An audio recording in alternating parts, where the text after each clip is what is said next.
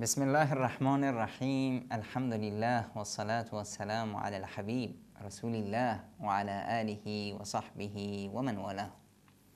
خدمت همه شما بینندگان عزیز و محترم عرض سلام و خسته نباشید و وقت بخیر دارم و امیدوارم که همیشه در زندگیتون شادکام و موفق و پیروز باشید. امروز واسه تون یک هدیه بسیار زیبا دارم، هدیه‌ای از تاریخ ما، تاریخ عزت و شموخ، تاریخ سرافرازی، تاریخی که به ما خیلی درس‌ها رو میده. میایم امروز در محضر یک عالمی می ایستیم و در محضر یک عالمی درس میگیریم که میفهمیم که چی کار نشد نداره.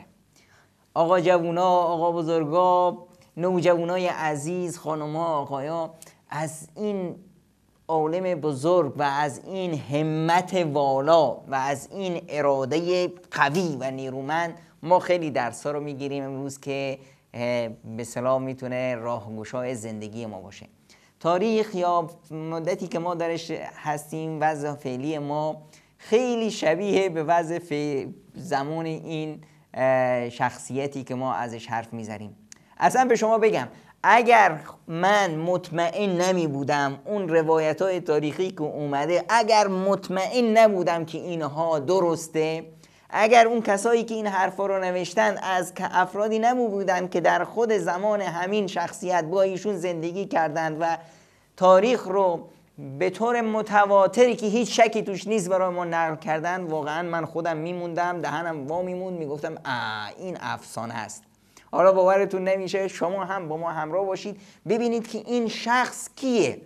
شخصی که بهش میگن پادشاه علما، سلطان العلما، شخصی که بهش میگن کسی که پادشاهان را فروخت. خیلی حرفه.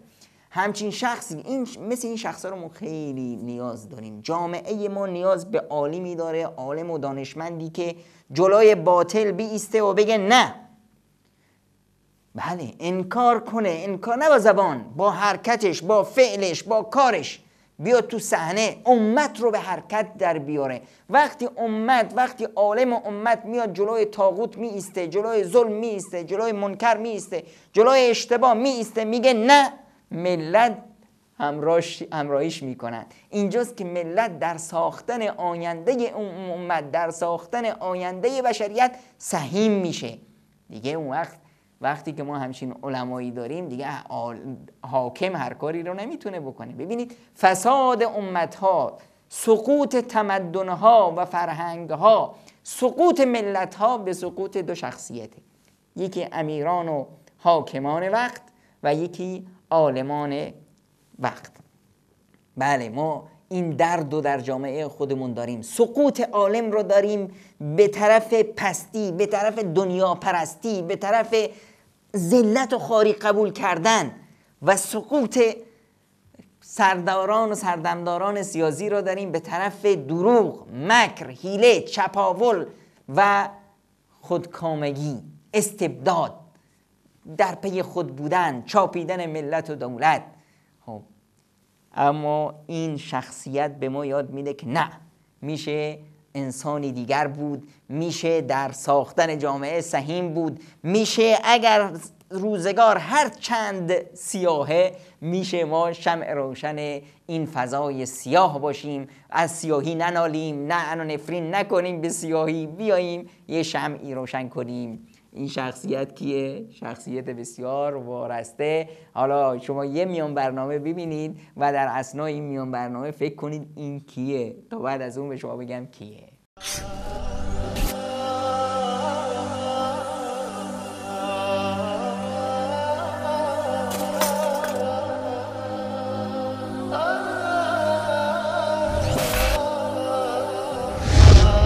وصال حق، ندای حقیقت.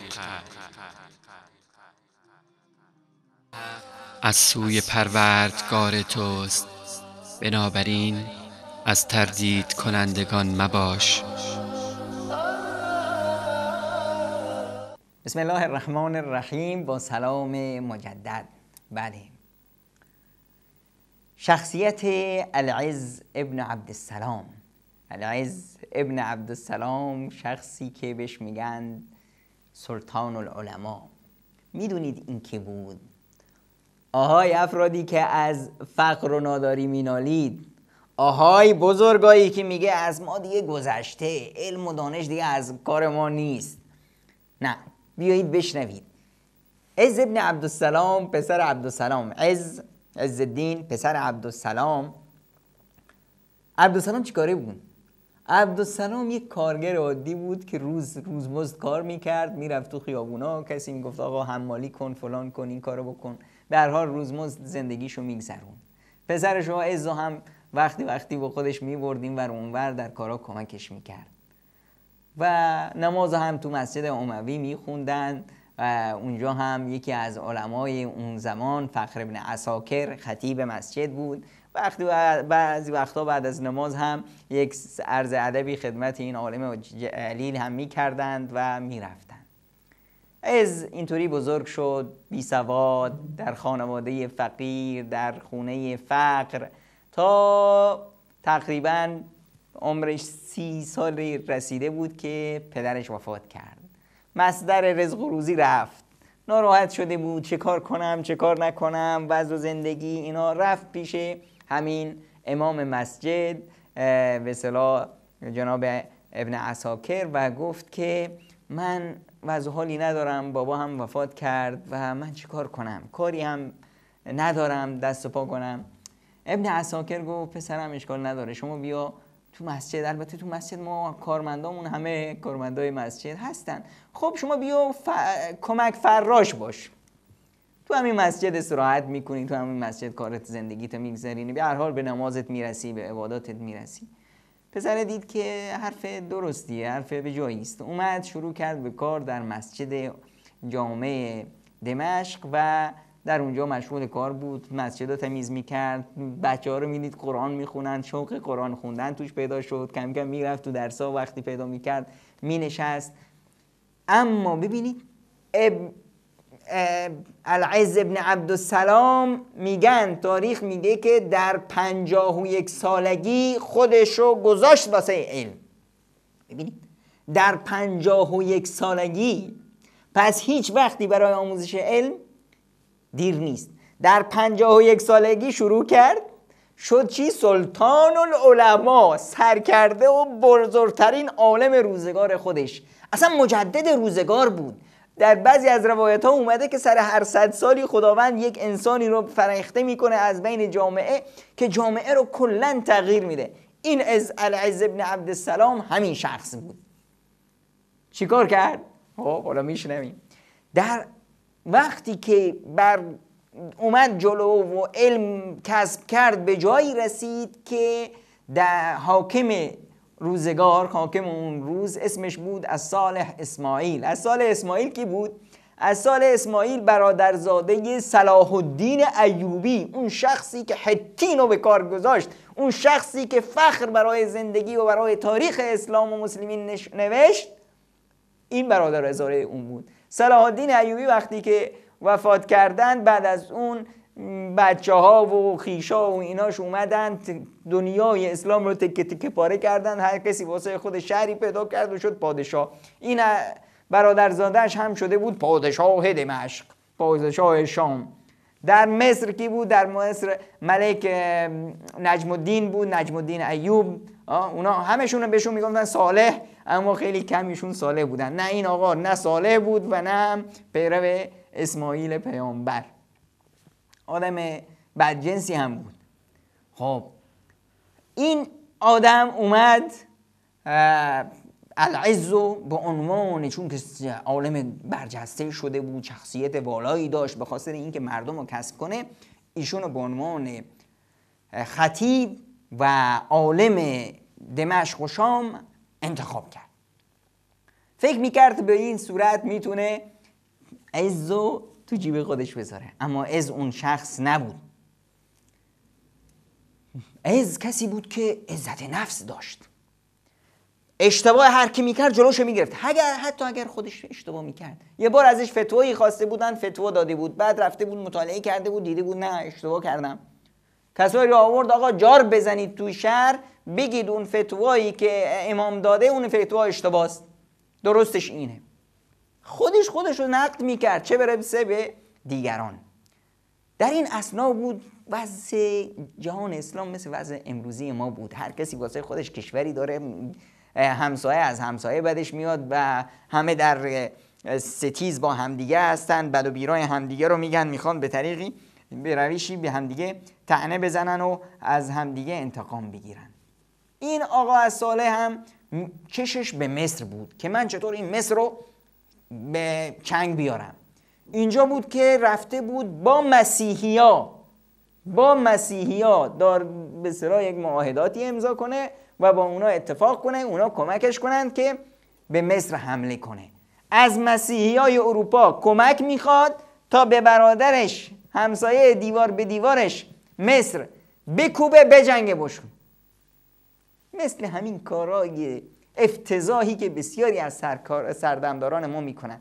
8 سال آزگار ایران با عراق میجنگه، 2 کشور مسلمون با هم میجنگن، 4 میلیون انسان کشته میشن، از بین میرن، له میشن، 2 کشور اسلامی تباه میشه. واسه کی؟ اجر این پولش به جیب کی میرسه؟ کیه که از این جنگ استفاده میکنه؟ سلاح کیه که اینجا فروخته میشه؟ کیه که از غرب از شرق سلاح میگیره و کی رو میخوای بکشی؟ برادر تو؟ بله، همچین وضعیتی ما داشتیم اون روز. خائنانی که به ملت و میهن و تراب و دین خودشون خیانت کردن. صالح اسماعیل از همین دار و دسته بود. خیلی واقعا ننگ بود. روزی نشسته بودم تو CNN تماشا میکردم که چی؟ یکی از همین سرکرده های ما با کمال چی بگم بی‌وجدانی میگه که اگر ما نمی بودیم اروپا و غرب نمیتونستند بغداد رو شکست بدن. اگر ما کمک ما نمی بود اروپا و غرب نمیتونستند قندهار رو بزنن دم و داغونش کنن. یا افتخار میکنی که بری سگا و گرگای وحشی اروپا رو بیاری تا همسایه دیوار به دیوار تو بکشن، از بین ببرن، باز میگی که جای افتخار داره یا جای ننگ داره؟ این اروپا فردا میذاره میره. کسی که همسایه توی همین عراق بدبخت است، همین افغانستان بدبخته، همین مردمن که همسایه تو هستن. تو داری 2 تا ملت رو با هم منفور میکنی، به جان هم میندازی، از هم بیزار میکنی تا تاریخ هست اینا به جان هم بیفتن. که چیکار کردی؟ این جای فخر داره یا جای ننگ داره؟ صالح اسماعیل از همین دار و دسته و از همین قماش مردم بود. انسان‌های بی‌وجدان، انسان‌هایی که برای رسیدن به خواهش‌های نفسانی خودشون حاضرن ملت و دین و همه چیز رو زیر پا بذارن.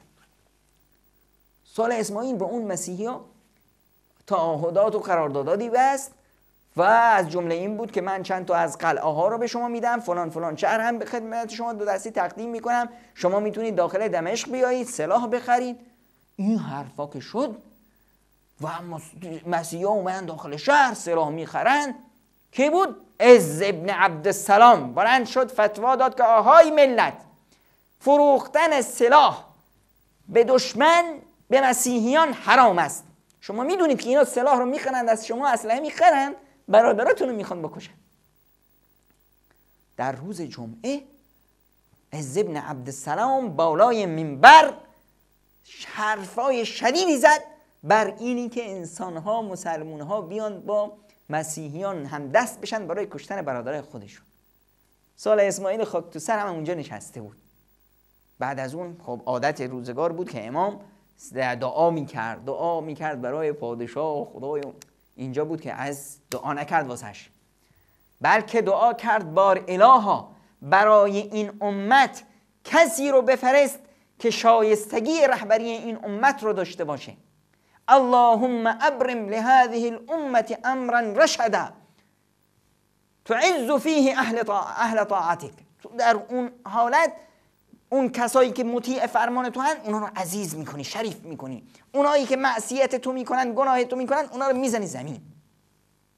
صالح اسماعیل بعد از این خیلی عصبانی شد، دستور داد که عزو از کارش برکنار کنن، بندازنش تو زندان. عز افتاد تو زندان. این مردیه که با صداقتش، با جرأتش تونسته ملت رو به دست بیاره. ملت به شورش افتادن. صالح ترسید، بیرونش کرد، گفت برو اما از اینجا برو. و عز ابن عبدالسلام هم گفت بله، من روی زمینی که انسان خودفروخته‌ای مثل تو قدم بزنه من تو اون شهر نمیستم. زن و بچه‌شو گرفت رفت به طرف مصر. خواست بره اول به بیت المقدس و از اونجا بره مصر. وقتی به بیت المقدس رسید، خب فرماندار بیت المقدس اونم از نوکرای صالح اسماعیل بود. اون گرفت دستگیرش کرد. البته تو راه که میرفتن در همین اثنا خود صالح اسماعیل هم میرفت به بیت المقدس تا اونجا پادشاهان مسیحی اروپا میان اونجا یک معاهداتی رو با هم امضا کنن. در راه به هم رسیدند. صالح خواست که باز عز رو به دست بیاره. این عز واسش به اصطلاح موی دماغ خیلی بدی خواهد شد. یک پیکی فرستاد برو پیشش دلش رو به دست بیاره. اینم اومد گفت حاج آقا شما امام این امت هستید، شما سرکرده ما هستید، شما سرور آقای ما هستید، بیا بریم پیش صالح هم آدم جوونیه، به هر حال یک اشتباهاتی ازش سر میزنه، بریم شما دستشو ببوس و منم شفاعت شما میکنم، شما برمیگردین سر کار و امامت خودتون، انشالله اجر و پاداش رو هم بیشتر میگیرین، حقوقتون هم چند برابر میکنه. میدونید از چه جواب داد؟ نمیدونید؟ خب بعد از این میان برنامه کوتاه جواب ازو هم میشنویم.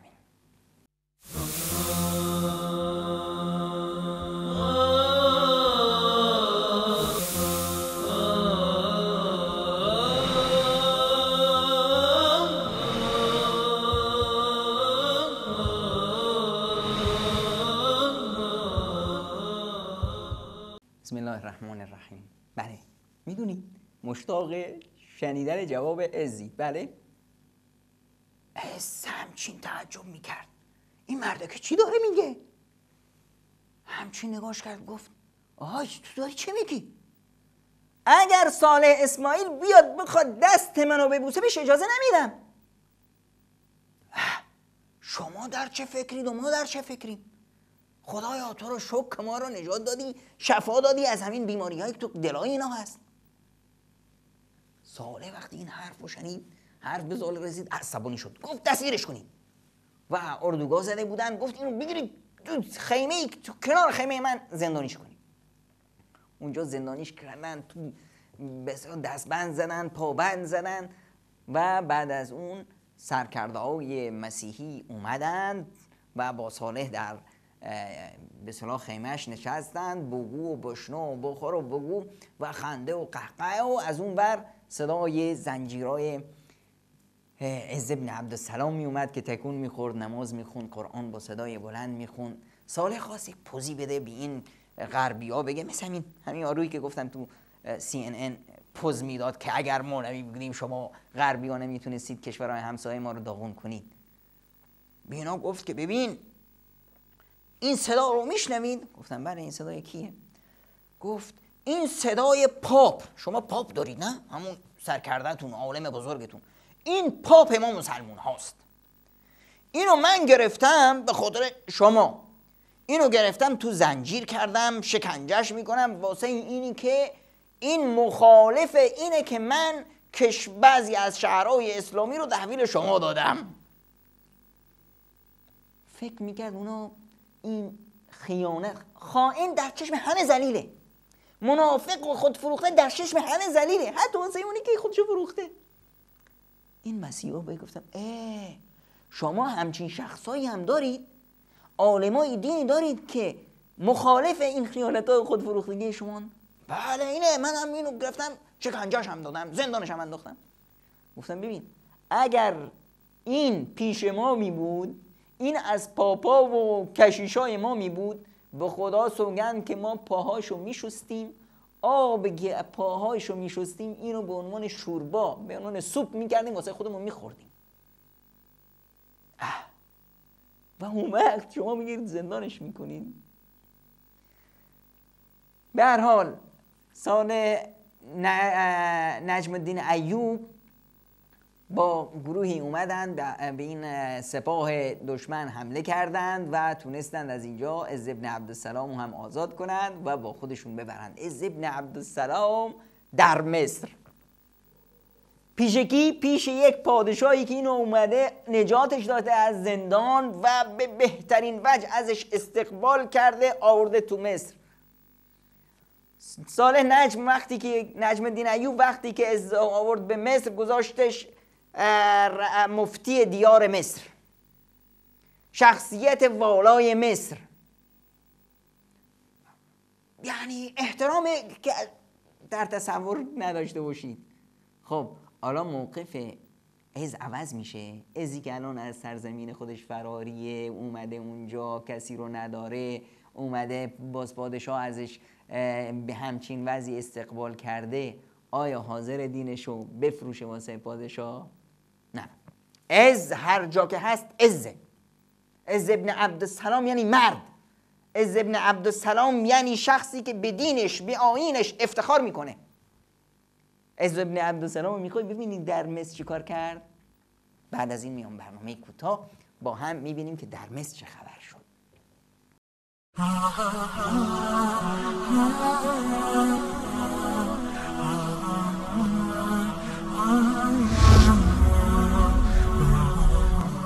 وصال حق گامی در راستای بیداری.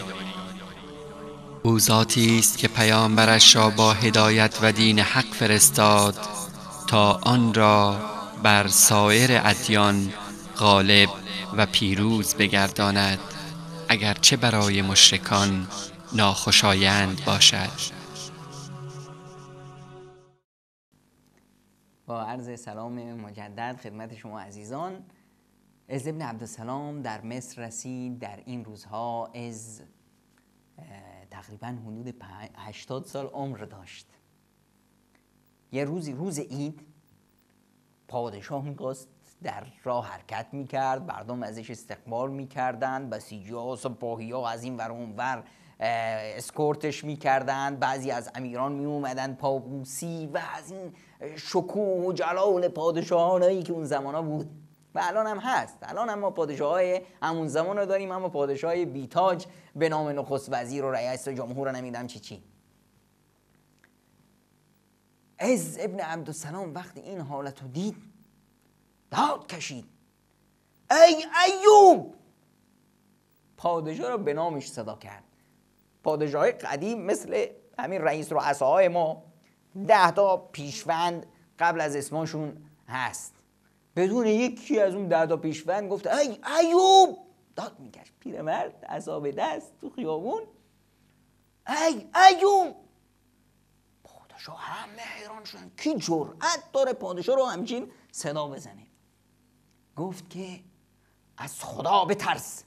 در اون وقتی که در مقابل خداوند می ایستی و خداوند به تو میگه هی ایوب، من تو را ملک مصر دادم که در مصر شراب فروخته بشه.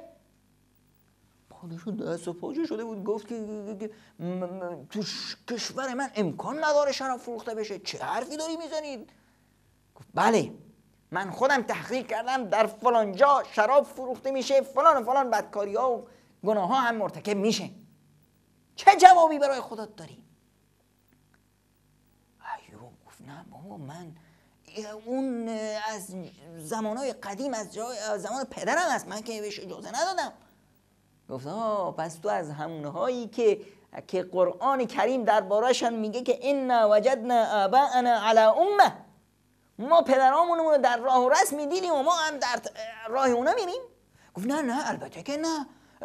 فوراً دستور داد که برن این خمار و این کاوه‌کاره و این جای فساد رو ببندن. بعد از این استادم اومد به مدرسهش و شاگردها اومدن. یکی از شاگردای عزیزش که بعداً یکی از ائمه فقه شد، الامام باجی، اومد پیشش گفت که استاد شما چطورین؟ گفت که من خوبم، مشکلی ندارم.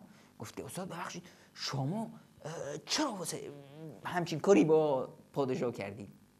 گفت پسرم من این جلال و شکوه پادشاهان رو دیدم و در چشمای پادشاه غرور رو دیدم، خودپسندی رو دیدم. واسه همین خواستم اونو تربیتش کنم، بفهمونم که نه، هر کی باشی تو همون ایوبی، گولی این شکوه و جلال رو نخور. امام عز بن عبدالسلام میدونست که وقتی پادشاه مغرور بشه، این پادشاهی که دیروز فقیر بود، این پادشاهی که دیروز فراری بود، تو این شهر و تو اون شهر تبعید بود، این پادشاهی که دیروز با اون فلاکت زندگی میکرد، وقتی اومد میان پادبوسی و دستبوسی و نمیدونم فلان و القاب چونین و چنان بهش میدند و مداحان و چاپلوسان دورش میگیرن، این مغرور میشه، فرعون ساخته میشه. فرعون به دنیا نمیاد، فرعون یک بچه صالح علی الفطره به دنیا میاد.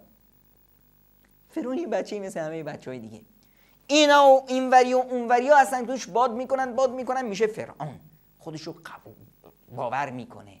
من خواستم به این بفهمونم که نه ایوب، تو همون ایوبی، هرچند این تاج و نوکر و چاکر داشته باشی باز هم یادت باشه که تو همون ایوبی. میخواست غرور و کبر و استبداد رو در پادشاه بکشه، چرا که پادشاه وقتی که مغرور شد ظلمش، ستمش از حد میگذره، اون وقت میشه فرعون. فرعونهای امروزی که بر کشورهای ما حاکمن، اینها فرعون نبودن ها، اینها را همین مردم چاپلوسا فرعون کردن. پادشاهان ما انعکاس خود ما هستن، ماییم که اینها رو خرابشون میکنیم یا خوبشون میکنیم با تصرفاتمون، با کارایمون، با از بین بردن شخصیت خودمون. واسه همینه که کسی که میاد کلمه حق و جلوی سلطان ظالم میگه، اون اباحت و غرور اونو میشکنه، این اجر شهیر رو داره در پیش خداوند، این خیلی عزیزه. خب ایوبیا خیلی از کارهای اشتباه میکردن. یک جمله کارهایی که نجم الدین ایوب در مصر اشتباهاتی که کرد این بود که ملت رو از دست داد. چی کار کرد؟ رفت از این ور اون ور نیروهای خارجی می آورد، مثل همین کارهایی که بسیاری از حکام عقب مونده و به اصطلاح بدور از سیاست ما در کشورهای ما انجام میدن. ملت خودش رو از دست میده با سیاستخوان‌ها و مدیریت بسیار بدش، ملت رو از دست میده، در مقابل میره نیروها از این کشور و از اون کشور میاره، میره پاتوق اینجا درست میکنه، پاتوق اونجا درست میکنه، نیروی نظامی از اینجا میاره، نیروی نظامی از اینجا میاره که یه روزی اگه نیاز شد با اونا ملت خودش رو بزنه. همینی که در خیلی کشورها ما مثلا متاسفانه شاهدش هستیم. نجم الدین ایوب از همین سیاست‌های اشتباهش داشت، رفته بود با پول ملت برده ها رو خریده بود از کشورهای مختلف، آورده بود اینا رو تدریب داده بود، به آموزش نظامی داده بود، اینا شده بودن سپاه پاسدارانش، اینا شده بودن بسیجی‌هاش، اینا شده بودن نیروهای نظامیش، نیروهای به اصطلاح ارتشش، نیروهای هوایی، نیروهای زمینی، همه از همین جور آدما بود که اینا بهشون میگفتن ممالیک. وقتی که عزالدین اومدن اونجا، این ممالیک برای خودشون شان و شوکت داشتن، رئیس لشکر بودن فلان. دید که این خارجی ها اومدن روی ملت اون ظلم و ستمی رو روا داشتن. اومد یک فتوا صادر کرد، گفت چطور اینا حق ندارن که دستور بدن، اینا دارن مملکت رو اینا میچرخونن، همه چیز رو اینا به ملت رو عذاب کردن. اومد یک دستور عجیب صادر کرد، یک فتوایی داد که آقا اینها ممالیک و برده هستن، مال بیت المال، و اینها نه ازدواجشون درسته نه خرید و فروختشون درسته. چرا اینا خودشون قابل خرید و فروختن، اینا مال بیت المالن، مثل پول بیت المال، اینا ثروت بیت المالن، تا اینی که اینها فروخته بشن پولش گذاشته بشه تو بیت المال. این فتوا که صادر شد، نجم الدین خودش ترسید که این ممالیک خیلی قدرت دارن، الان این حرفو بزنید آشوب به پا میشه. براش نامه ای فرستاد که جناب استاد شما لطف کنید از همین فتواتون کنار بگیریم. اگر قرار باشه در فتوای من حاکم بیاد دخالت کنه، من همچین مسند مفتی رو نخواستم، خدا حافظ. رفت چند تا الاغ قرائه کرد، بچه‌هاشو سرشون گذاشت، من میرم به سرزمین خودم، برمیگردم به شام. تا عزالدین اسماعیل، عزالدین عبدالسلام حرکت کرد به شام، همه قاهره پشت سرش حرکت کردن. عالمان هم گفتن کجاش، استاد کجا میرن؟ میگن استاد از پادشاه عصبانی شده میخواد بره. ما هم عصبانیم، نجارا و آهنگرا و بازاریا و زنا و مردا همه پشت سر استاد حرکت میکنن، ما هم نمیخوایم بمونیم تو این شهری که پادشاه روی عالم ما دستور میده و به حرفش رو رد میکنه. پادشاه ترسید، براش فرستاد آقا برگرد، اشتباه شده، هر چه بگی ما نوکریدیم. از برگشت به خونه و زندگیش و گفت باید این ممالیک و برده ها فروخته بشن و پولش بیاد تو بیت المال مسلمین. نایب السلطنه رئیس جمهور خودش از همون برده ها بود، اومد گفت امکان نداره، این چی داره میگه؟ چند تا از همین بسیجی‌ها و به صلاح قارتاقای خودش رو گرفت و شمشیر کشیدن، اومدن که من میرم از تو خونش میکشم، این چه حرفه؟ ما رو میخواد بفروشه. اومد دم در زد، پسر عزالدین عبداللطیف اومد در رو باز کرد، اینا رو که دید وحشت کرد، اومد بابا مرگ اومده دم در، میخوان تو رو بکشن. گفت پسرم ناراحت نباش، پدرت کمتر از اونه که در راه خدا شهید بشه، اگر شهادت بیاد تو خونه من این افتخار منه، اما من این لیاقت رو ندارم. اومد بیرون. هیبت مسلمون، هیبت عالم 80 ساله رو وقتی که رئیس جمهور نایب السلطنه وقتی دید ترسید، شمشیر از دستش افتاد. گفت که استاد ببخشید شما میخواید با ما چیکار کنید؟ میخوام شما رو بفروشم. خب ما رو فروختی، پولشو میخوای خودت برداری؟ نه خیر، شما ثروت این بیت المالید، پول میگیرن تو بیت المال میذارن روی مردم ملت مصرف بشه. میخواست به اینا نشون بده های شما برده اید، شما انسانید، روی مردم ظلم نکنید، مردم برده شما نیستن.